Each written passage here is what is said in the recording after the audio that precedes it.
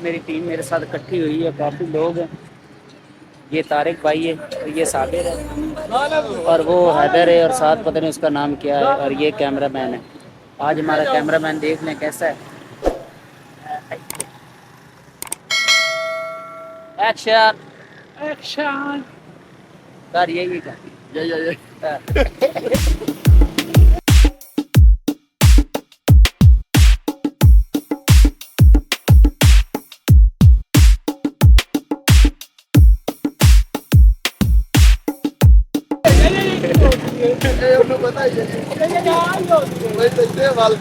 अभी हम इस टाइम है पार्क व्यू है ये मुल्तान रोड पर पार्क व्यू सोसाइटी। अगर आपको यहाँ पर फ्लैट चाहिए तो इस बंदे से रब्ता कर सकते हैं। इसका नंबर कोई नहीं है, बस बट्टे मार के बुलाना। ये कैमरा मैन इंजॉय कर रहा है। काला आ रहे हैं।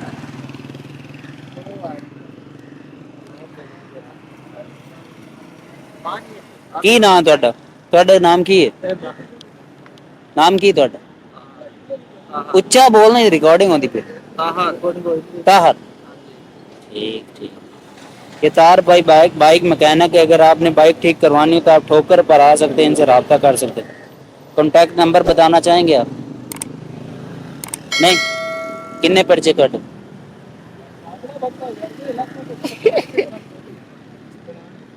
नंबर नहीं लिया तेरी बाइक का भाई तो बड़ी वीआईपी तेरी शक्ल लंदी पई।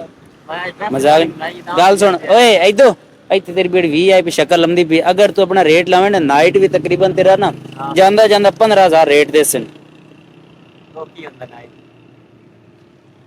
ओ तेन पता लग जासी जदों वीडियो 4 बंदे देख मैं दसना नाइट की हुंदा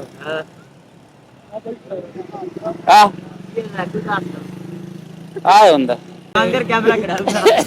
मैं कहा जे तू एडा सोहना लगदा पे जे तू राती जावे ना ते अगले तेरे 15,000 रुपए किन्ने दा ले 2,10,000 जूम भी खावा यार सोहना मोटरसाइकिल लिखवा दे यार लाख तक करिया पा दे सा यार मैक तो लाल है, मैक तो है कोई ना तेरे को। इधर आ मैं लाल करा मैं की कर रहा हूं। चलो इना एक ही बनाएंगे तू आ जा ये हेलो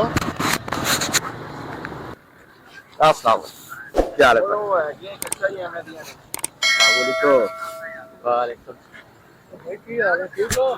फिर और तुम जेरी गल और सुनाओ भाई तबीयत से ठीक है? ओके सेठ भाई हो जनाब तबीयत साल गुजर गए बस 1 लाख पे बस बोलो अल्लाह ताला जिंदे बंदे लाई देंदा है बिल्कुल। और तुसी सुनाओ किथे रहने इतने दिन?